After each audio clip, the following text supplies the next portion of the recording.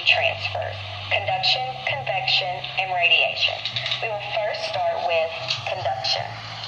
Let's take a look at a picture that represents conduction. What do you think conduction means just by looking at this picture? Conduction is a transfer of heat or thermal energy by touching. It occurs in solids.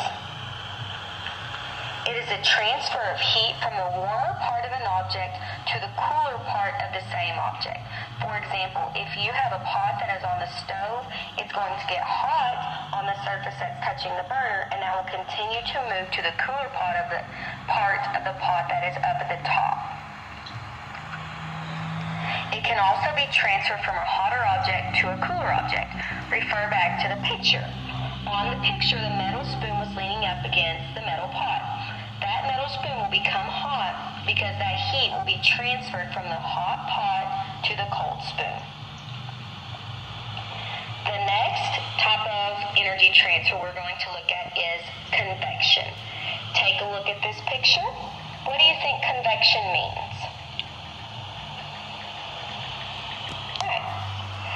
Convection, unlike conduction, occurs in liquids and gases. It is the transfer of heat through the movement of particles. Warm particles rise, cool particles fill in the space below. So this is a circular motion. Think about a house. Have you ever noticed that maybe upstairs or in an attic it gets warmer? That's because the warm air rises, and it's usually colder downstairs. Alright, the third energy transfer we're going to discuss is radiation. Take a look at the picture and decide what you think radiation means. It is a transfer of energy as waves, and it travels through matter or empty space. So radiation, what we usually think about is the sun.